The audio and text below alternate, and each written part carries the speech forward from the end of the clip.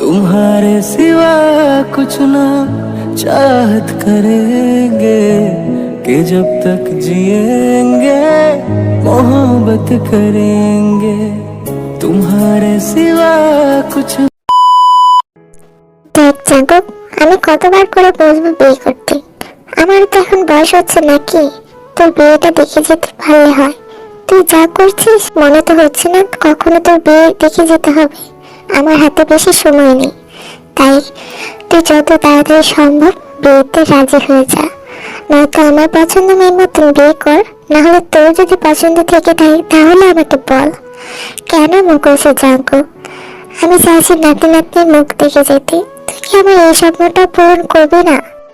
তোমাকে কতবার বলবো দাদি, এসব কথা একদম বলবেন না, আমার ভালো লাগে না। প্রতিদিন তুমি এক কথা বলো, বিয়ে কর বিয়ে কর।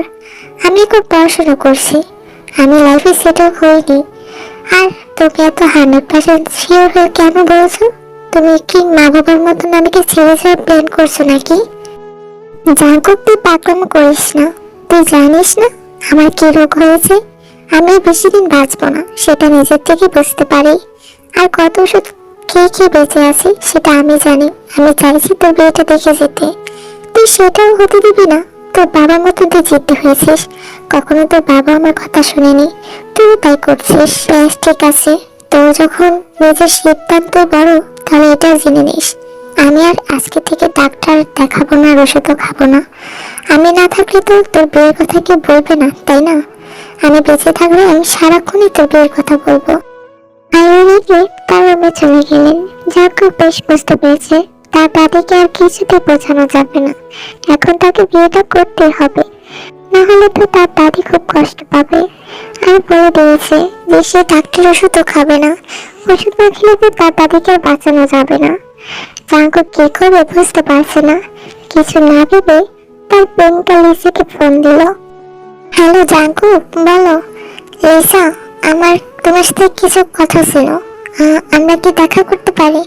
হ্যাঁ অবশ্যই, তুমি তাহলে কলেজের ক্যান্টিনে চলে আসো, তারপর জাঙ্কু আর লিসা দেখা করে একসাথে।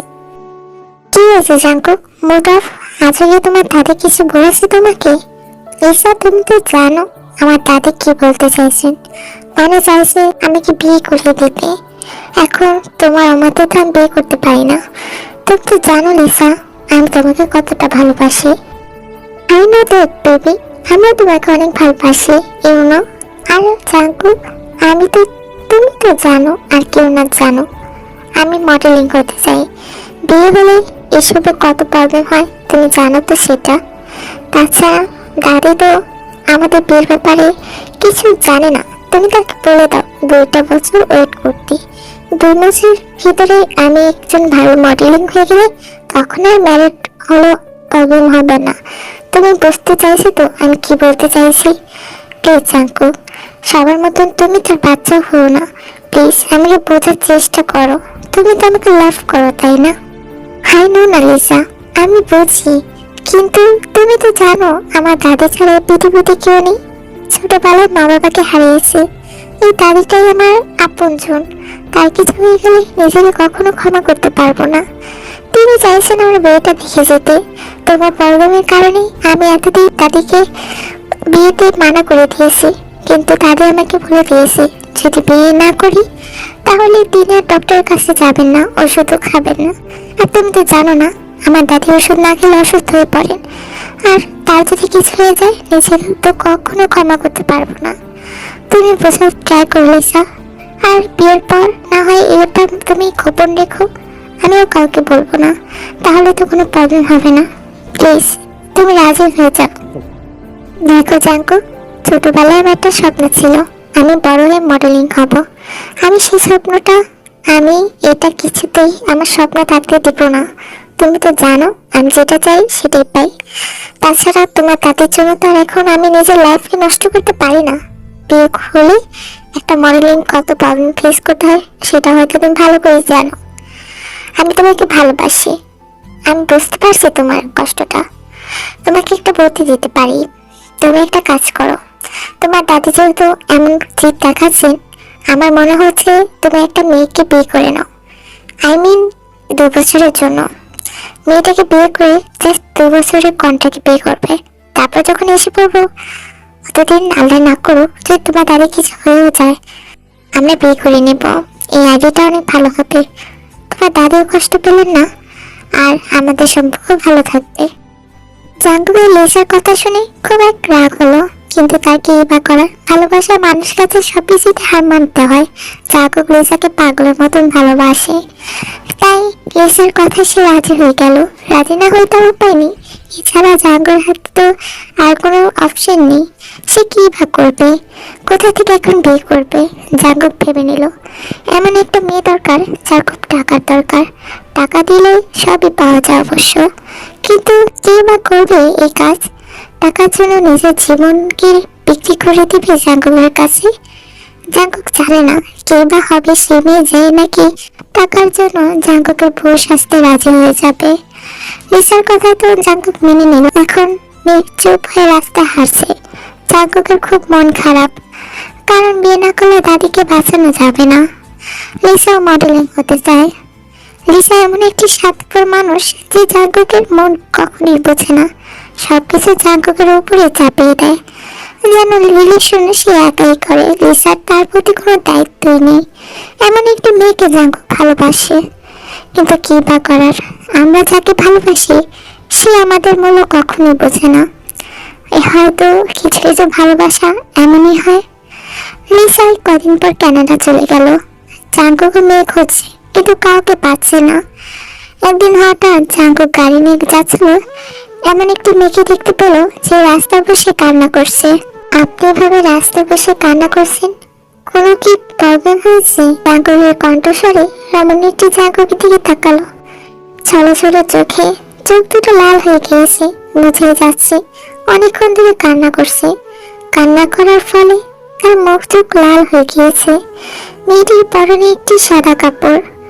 মেয়েটি দেখতে মাশাআল্লাহ খুবই সুন্দর, একটু কোনরকম ছলমলে চুল দিয়ে এলোমেলো হয়ে আছে। মেয়েটি দেখে বোঝা যাচ্ছে মধ্যবিত্তর ঘরের মেয়ে। আবারও জাঙ্কুক তাকে জিজ্ঞাসা শুরু করলো, আপনার কোনো প্রবলেম হয়েছে? তারা নির্দ্বিধায় আমাকে বলতে পারে। কি বলবো কি আমি? আপনার শুধু প্রবলেম জানতে পারবেন, কেউ কি আমার প্রবলেম সলভ করতে পারবেন? পারবেন না, কারণ এই দেশের মানুষরা খুবই নিষ্ঠুর। তারা তো মানুষদের সাহায্য করতে পারে না, শুধু কথাই সান্ত্বনা দিতে আসে। দেখুন, আপনি চাইলে আমাকে আপনার সমস্যাটা বলতে পারেন, হয়তো আমি আপনার হেল্প করতেও পারি। না বলে তো একটা মানুষ বুঝবে না যে আপনার কি হয়েছে। আমার মা মৃত্যুর সাথে লড়াই করছেন, তার রক্ত না পাঠালে ডাক্তার বলছেন তাকে আর বাঁচানো যাবে না। আমি যতটুকু সাধ্য আমি চেষ্টা করেছি মাকে বাঁচানোর, কিন্তু এখন আমি হাল ছেড়ে দিয়েছি। আমার যত টাকা পয়সা ছিল আমি টিউশনি করে মার দায়িত্ব নিয়েছিলাম। আমার বাবা নেই, শুধু মাই আছে। মায়ের কিছু হয়ে গেলে আমি জানি না আমার কি হবে। আমি কিছু জানি না। ডাক্তার বলেছে 24 ঘন্টার ভিতরে ব্লাড না পাঠানো যায় তাহলে তাকে বাঁচানো যাবে না।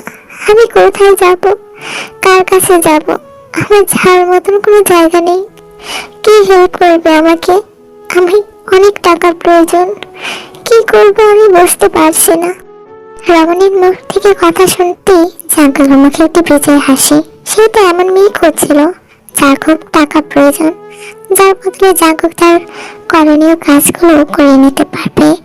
জাঙ্কুক আর কিছু না ভেবে রমণীটিকে উত্তর দিল, দেখুন, এভাবে কান্না করলে সব সমস্যার সমাধান হয়ে যায় না। তাছাড়া এই শহরে আপনাকে এমনি কেউ সাহায্য করবে না, আর কান্না করলেও কেউ আপনাকে 2 পয়সা টাকা দিয়ে যাবে না। রমণটি জাঙ্কুকের চোখে দিকে তাকিয়ে কি বলতে চাইছে ভঙ্গিমা বুঝতে পারছে না। কি বলতে চাইছেন স্পষ্ট করে বলবেন প্লিজ? দেখুন, আমি আপনার বিপদে সাহায্য করব, কিন্তু তার জন্য আমার কিছু শর্ত আছে। কি শর্ত? আপনাকে 2 বছরের জন্য মেয়ের নাটক করতে হবে। মানে তো সহজ, মানে কন্ট্রাক্ট পেপারে সাইন করে দেবেন আপনি। যদি সেটা করতে পারেন তাহলেই আপনার মার সব চিকিৎসার টাকা আমি দেব। আপনি কি বলছেন কি? আপনি জানেন একটি মেয়ের বিয়ে নিয়ে কত স্বপ্ন থাকে? আর আপনি বলছেন আমি আপনাকে বিয়ে করব, তাও কিনা 2 বছরের জন্য। আর সে বিয়েটা নাকি 2 বছর পর আপনি আমাকে কোনো কারণ ছাড়া ডিভোর্স দেবেন? এই বিয়ের মানে কি? আমি জানি না আপনি কেন এমনটা করতে চাইছেন, তবে আমার জীবন নষ্ট হবে। আপনি বোঝেন, একটি মেয়ের জীবনে বিয়ে মানে কলঙ্ক। যদি বিয়ে সংসার না করতে পারে, আপনি আমাকে শেষ কলঙ্ক লাগাতে চাইছেন গায়ে। ও ম্যাডাম, কল্পনা জগৎ থেকে বাইরে আসুন। আমাদের দেশটা না খুব ভিন্ন, কেউ কাউকে সাহায্য করে না, আর আমি আপনাকে সাহায্য করতে চাইছি। আর বলছি যে 2 বছরে নাটক করতে হবে। আপনি তো এটা সিরিয়াস নিয়ে নিচ্ছেন, আর আজকালকার যুগে মানে নাকি কেউ? দেখুন, এত কথা শুনতে পারবো না। যদি আপনার মাকে বাঁচানোর ইচ্ছে থাকে তাহলে আসবেন, না হলে আমি গেলাম। জাগকে আমার কথায় মেয়েটি ভয় পেয়ে যায়। তার এমন ছাড়া তার উপায় নেই, সে কি করবে? কিছু না ভেবে জাগক পিছন থেকে ডাক দেয়, আর সে রাজি হয়ে যায়। জাগু তাকে সবটা বুঝিয়ে দেয়, কন্ট্যাক্ট পেপার সাইনও করিয়ে নেয় মেয়েটিকে দিয়ে, তারপর টাকা দিয়ে দেয়। মেয়েটি টাকাটা নিয়ে সঙ্গে সঙ্গে তার মার হসপিটাল ছুটে যায়। ডক্টরের কাছে টাকা দিলে তার মার ব্লাড পাল্টানো হয়, আর ভাগ্যগুণে তার মাকে বাঁচানো সম্ভব হয়। কিন্তু তার বদলে তাকে নিজেকে বেঁচে দিতে হলো, বিক্রি হয়ে গেল কিছু টাকার জন্য। ভাবতেই তীর চোখ দুটো পানি করে পড়ছে। হ্যাঁ, এই মেয়েটির নাম হচ্ছে কিমতিউং, বয়স হলো 16। এই কম বয়সে যে কত কিছু হারিয়েছে মেয়েটি শুধুমাত্র সেই ভালো জানে। বাহ তেমা, তুমি তো অনেক মিষ্টি। আমার নিজের নাতি এত ভালো চয়েস আমি তো কখনো জানতামই না। জাঙ্কুক একদম পারফেক্ট মেয়ে চয়েস করেছে। আপনি কিছু মনে না করলে তেয়ার জাঙ্কুর বিয়েটা আমি চাচ্ছি কালকের ভিতরে হয়ে যাক। হ্যাঁ হ্যাঁ, আমার কোনো আপত্তি নেই। তেয়া জাঙ্কুকের বিয়েটা হবে, এতে তো আরো খুশির কথা। তারপরে তের মা আর জাঙ্কুকের দাদি বিয়ের সব আয়োজন করে ফেলে। কালকের ভিতরে তাদের বিয়ে দেওয়া হবে। ফাইনালি তে আর জাঙ্কুকের বিয়ে দেওয়া হয়ে যায়। তারা তো ঘরে চলে যায়, আর তে কান্না করতে করতে অস্থির। কারণ সে জানে এই বিয়ের কোনো মানে নেই, কারণ এই বিয়েটা সম্পূর্ণ একটা নাটক। যদি তার মা পরবর্তী জানতে পারে তাহলে তেকে কি আদৌ ক্ষমা করবে? তে জানে না, টাকার জন্য নিজেকে বিক্রি করে দিয়েছে। তার কাছে তো কোনো উপায়ও ছিল না, কি বা করবে? নিজের মাকে বাঁচানোর জন্য এটাই উপায় ছিল। তাই নিজের চিন্তা না করে নিজের মাকে বাঁচিয়ে পড়লো মেয়েটি, আর কিছু টাকার জন্য বিক্রি হয়ে গেল জাঙ্কুকের কাছে। অবশেষে অবসান ঘটিয়ে জাঙ্কুকের বাড়ি এসে পড়লো তে। গাড়ি থেকে নেমে আর সোজা জাঙ্কুকের রুমে দিয়ে আসলো তেকে। আর তার যেহেতু দাদি সম্পর্কে দাদির শাশুড়ি, তেকে খুব ভালো করে বুঝিয়ে দিয়েছে যে প্রথম রাতে নিজের বরকে কিভাবে কি করতে হবে। তে তো জানে যে এসবের কোনো মানেই নেই, কারণ সবার সামনে তারা হাজব্যান্ড ওয়াইফ থাকলেও তে আর জাঙ্কুক ভেতরে তো কেউ কাউকে ভালোই বাসে না। আর পাশের ঘরে যার জন্য সেজেছে সে তো একবার ফিরেও দেখেনি। তে একটু পাকা হাসি দিয়ে সেখানেই বসে রইল। এই সাজার মানে নেই, এই সাজ নিয়ে মেয়েদের কত স্বপ্ন থাকে। স্বামীর ঘরে যে স্বামীর ভালোবাসা পাবে, কিন্তু এই মেয়েটির ভালোবাসা পাওয়া হলো না, শুধু গায়ের ভিতরে বিয়ের কলঙ্ক লাগলো। জানে না তার কি হবে আর কি বা পরিণত হবে। এসব ভাবতে ভাবতে জাঙ্কুক বিয়ের রুমে প্রবেশ করলো। আপনি এখন এইভাবে বসে আছেন, ভারী শাড়ি পরে এইভাবে বসে থাকতে আপনার বিরক্ত লাগছে না? তাছাড়া আপনি তো এখন কোনো কাজে নেই, ওখানে ফ্রেশ হয়ে ঘুমিয়ে পড়ুন, আমি সোফায় শুয়ে পড়ছি। কথাটা বলে জাঙ্কুক টাওয়ালটা নিয়ে ওয়াশরুমে চলে গেল, আর শাওয়ার নেবে সোফায় সোজা ঘুমিয়ে পড়লো। তের সাথে একটা কথা বললো না। তে আর কি করবে, ওয়াশরুমে গিয়ে ফ্রেশ হয়ে সে নিজের বিছানা শুয়ে পড়লো। দেখ না তেমা, তুই এসেছিস, তোর হাজবেন্ড একটু বোঝা না। দেখ আমাকে দূরে ঠেলে দিচ্ছে, আমি যাবো না, আমাকে বলছে কানাডা চলে যেতে। আমি তোদেরকে ছেড়ে কিভাবে থাকবো বলতো? তোদেরকে এক সেকেন্ড না দেখলেও আমার ভালো লাগে না। আর কানাডা যেয়ে নাকি আমাকে 1 বছর কাটাতে হবে, আমি সেখানে যেতে পারবো না। তুই জাঙ্কুককে বোঝাতো, পুরো ওর বাপের মতো হয়েছে জানিস, সবসময় আমার সাথে জুলুম করে। উফ শাট আপ দাদি, তুমি সবসময় বলো আমি বাবার মতন হয়েছি। আমি তো তোমার ভালোর জন্য বলছি, তাই না? তুমি জানো তো আমি তোমাকে কতটা ভালোবাসি। তাছাড়া তুমি ছাড়া আমার কে আছে বলো তো? তোমার কিছু হয়ে গেলে কখনো যে ক্ষমা করতে পারবো? তুমি নিজে ইচ্ছায় যদি রোগ পাঠাও, তাহলে কেমনটা লাগে তুমি বলো। তাছাড়া ক্যানাডা গেলে তোমার ভালো চিকিৎসা হবে, সেখানে বলেছে 1 বছর থাকতে, তুমি এটুকু থাকতে পারবে না? আর তাছাড়া তুমি তো চেয়েছো তাই না, বিয়ের পর নাতি নাতির মুখ দেখতে চেয়েছো। তুমি যে কানাডা না যাও, তাহলে নাতি নাতির মুখ কিভাবে দেখবে? তারা তোমাকে থামা বলে আর ডাকতে পারবে না। আর তোমাকে সুস্থ থাকতে হলে তো কানাডা যেতে হবে, একটু বোঝাও দে। দাদি, একটা কথা বলবো, তুমি যদি সুস্থ না থাকো তাহলে নাতি নাতির মুখ কি দেখতে পারবে? তুমি সুস্থ থাকলেই তো তারা তোমাকে ঠামা ঠামা বলে ডাকবে, তাই না? তাই আমি বলবো জাঙ্কুক যা বলছে, কানাডা চলে যাও না, একটা বছরই তো ব্যাপার, তারপরে তো ব্যাক করবে। আর তোমার এই ডে তো আছে, তাই না? চিন্তা করো না, তুমি সুস্থ হয়ে গেলে, 1 বছর বলেছে, সুস্থ হয়ে গেলে তোমাদের 5-6 মাসের ভিতরে পাঠিয়ে দেবে, চিন্তা নেই, আমি তো আছি, আমি কথা দিচ্ছি। ঠিক আছে তেমা, তুই যখন বলছিস তাহলে আমি যেতে রাজি। তারপর কিছুদিন পর আয়ুকে জাঙ্গু কানাডা পাঠিয়ে দিল, কারণ তার শরীর অবস্থা খুবই খারাপ। এখানে থেকে ভালো চিকিৎসা হচ্ছিল না, কানাডা ভালো ডাক্তার আছে, সেখানে জাঙ্গু পাঠিয়ে দেয়। থ্যাংক ইউ তে, আপনি না বোঝালে দাদি যেত না। এখানে থ্যাংক ইউ দেওয়ার কিছুই নেই, দাদি বরাবর আমাকে অনেক ভালোবাসে, আর আমি ওই কয়দিনে দাদিকে অনেক আপন করে নিয়েছি, তাই তো তাকে বোঝালাম, আর সেও আমাকে অনেক ভালোবাসে, তাই তো আমার কথা রেখেছে। তা ঠিক আছে, কিন্তু সবকিছুর ভেতর এত মায়া বাড়াবেন না, পরবর্তী আপনারই কষ্ট হবে। কথাটা শুনে তোর খারাপ লাগলেও জাগর কথা কিছু মনে করে না, কারণ জাগর তো সত্যি বলেছে 2 বছর পর এমনি চলে যাবে। তখন সত্যিটা জানতে পারলে সবাই হয়তো কষ্ট পাবে, আর যদি দাদি জানতে পারে তাহলে থেকে তো লোভী ভাববে, কিন্তু আসল কারণটা তো কেউ জানাই হবে না। মনে মনে এসব ভেবেই মনটা যেন তীর খারাপ হয়ে গেল। এভাবে অনেক দিন যায়, জাঙ্কুক আর তীর ভিতরে টুকটাক কথা হয়, বেশি একটা কথা হয় না। তো একদিন লিসা জাঙ্কুককে ফোন দেয়। জাঙ্কুক বেবি, কেমন আছো? তুমি যেমন রেখে গিয়েছো, আর ওখানে যেহেতু একটা ফোন বা মেসেজ কিছু দাওনি, আমি তোমাকে কতবার ফোন মেসেজ দিয়েছি, কোনো রিপ্লাই দিও না লিসা, এতটা বিজি হয়ে গেছো। আর জাগো, রাগ কেন করছো? তুমি তো জানো এখানে আমার অনেক কাজ করতে হয়, আর তুমি জানো একটি সুখবর আছে, আমি মডেলিং এ জয়েন করেছি, আর খুব শীঘ্রই 2 বছর পর আমি তোমাকে বিয়ে করবো। জানি না লিসা, তুমি আমাকে মাঝে মাঝে মনে হয় তুমি আমাকে ইউজ করো। জাগো, তুমি এসব কি বলছো? আই ডোন্ট নো, বাট তুমি যদি সত্যি ভালোবেসে থাকো তাহলে আমাদের ভালোবাসা পূর্ণতা 2 বছর পর অবশ্যই পাবে তো। জাগো, তুমি কি আমাকে এতদিনে এই চিনলি? আমি তোমাকে লাভ করি, হ্যাঁ মানি, আমি মডেলিং এর জন্য তোমাকে সময় দিতে পারি না। আই নো লিসা, বাট মাঝে মাঝে মনে হয় তুমি অনেক চেঞ্জ হয়ে গিয়েছো। জাগো, আমি দূরে এসেছি বলে তুমি এসব বলো না প্লিজ। ওকে, তাহলে বলো কেমন আছো?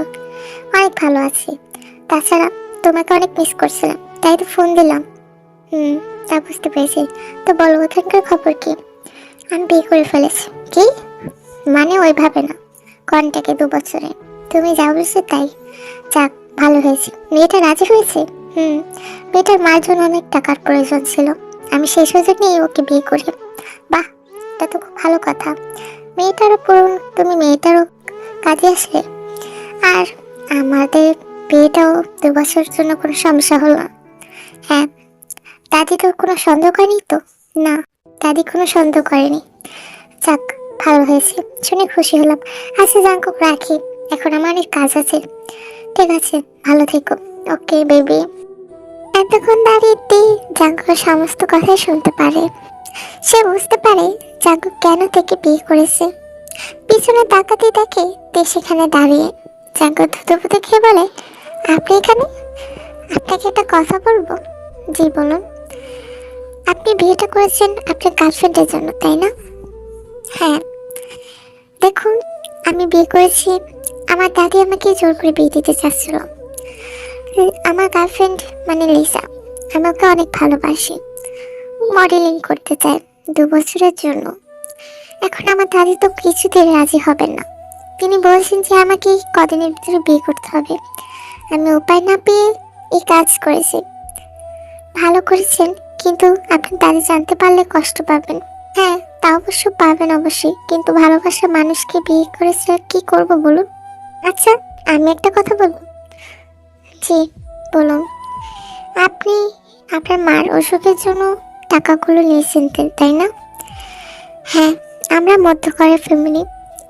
আমার যখন 5 বছর বাবা মারা যান, তখনই হলো আমার জীবনে যুদ্ধ শুরু হয়। কিছু দূর পড়াশোনা করি, মা রান্নার কাজ করে আমাকে পড়াশোনা করাতো।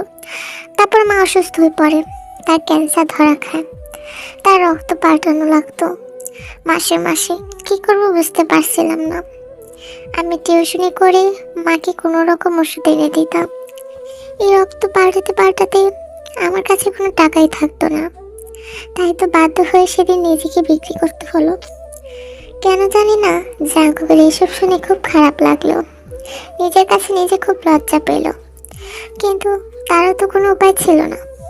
তাই বা কি করতো, নিজের দাদির জন্য তাকে মিথ্যের আশ্রয় নিতে হলো, তের জীবনটা নষ্ট করতে হলো। আই এম সরি তে, আমি আসলে বুঝতে পারিনি। It's okay. মানুষের উপরে দেখলে কেউ কখনো কারো ব্যথা দেখা যায় না জাঙ্কু।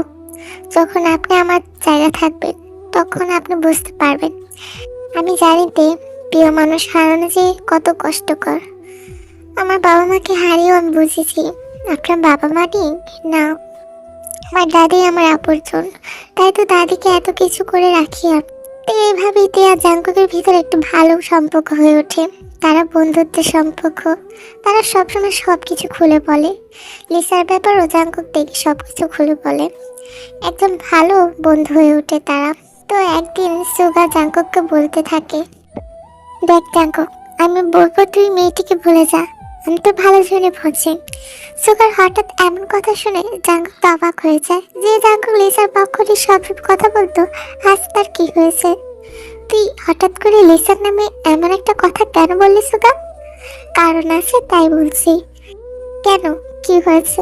তুই জানিস জাঙ্কুক, লিসা যখন বিদেশে গিয়েছে মডেলিং করতে, সে কি ঘটিয়েছে?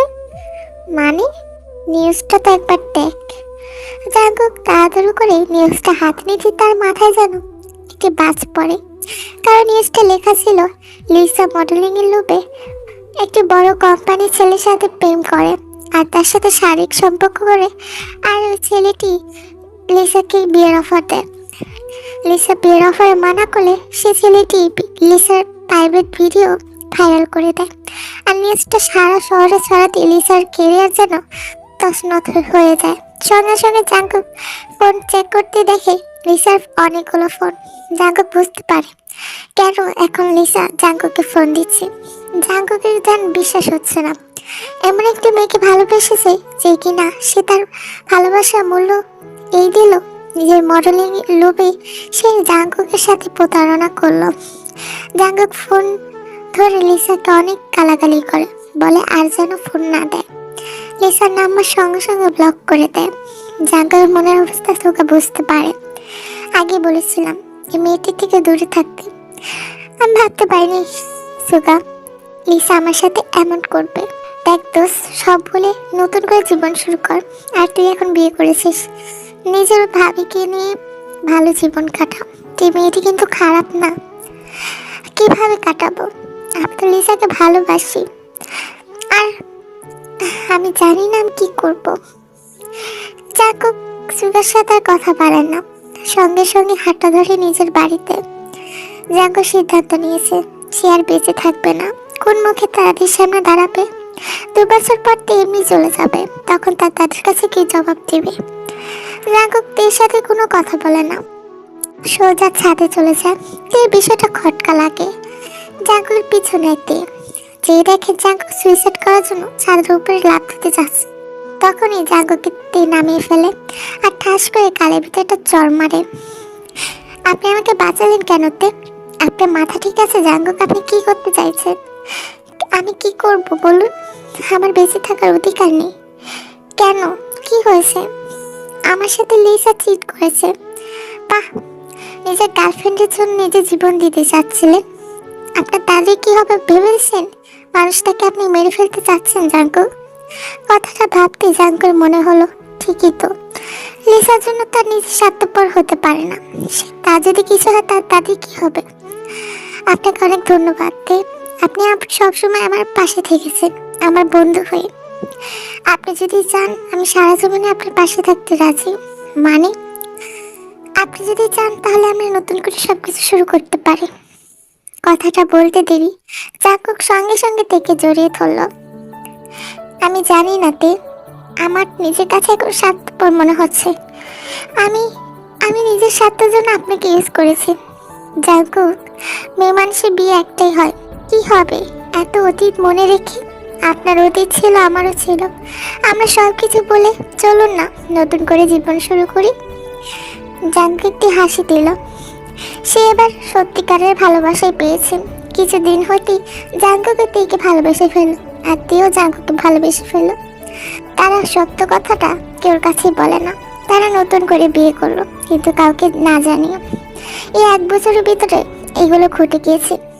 আয়ু তো এসবের আগামাতে কিছুই জানে না। জাঙ্কুক আর তের ভালোবাসা তো দিনে দিনে বাড়তে লাগলো। জান, আমার তোমার অনেক কাছে চাই। তে লজ্জা পেল, বুঝতে পারলো জাঙ্কুক কি চাইছে। আর আয়ু বলে দিয়েছে সে নাতি নাতির মুখ দেখতে চায়। তেও এসব ব্যাপার রাজি, যেহেতু তাদের সম্পর্কে সবকিছু মিটে গিয়েছে। তাদের মুহূর্তে রোমান্টিক মুহূর্ত কাটতে লাগলো।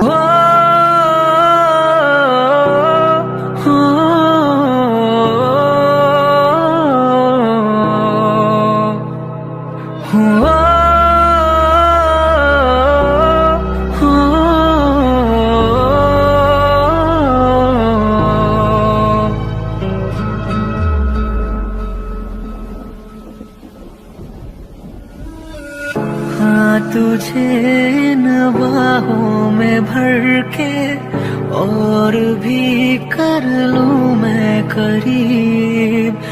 तू जुदा हो तो लगे है आता जाता हर पल अजीब इस जहां में।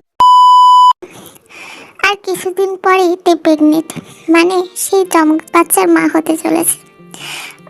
আলট্রাসাউন্ডে দেখা গিয়েছে একটি ছেলে একটি মেয়ে হবে। তে আর জাঙ্কুক তো খুব খুশি, তার টুইন বেবি হবে। এইভাবেই তাদের সুখী দিন কাটতে লাগলো। আর এখানে স্টোরিটা শেষ হয়। আশা করি এই স্টোরিটা তোমাদের অনেক ভালো লাগবে। এখন আমার অনেক জান পাখিরা এসে কমেন্ট করবে, আপু জাঙ্কুক এত কিছুর পরও কেন তের সাথে দিলা?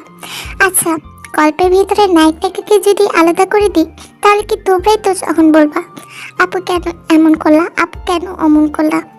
স্টোরিটা যেহেতু আমার নিজের, তাই আমি নিজের মতন করেই সাজিয়েছি। আমি স্টোরিটা বেশি বড় করব না। আশা করি তোমাদের এটা অনেক ভালো লাগবে। তো আল্লাহ হাফিজ, সবাই ভালো থেকো আমার জান পাখিরা।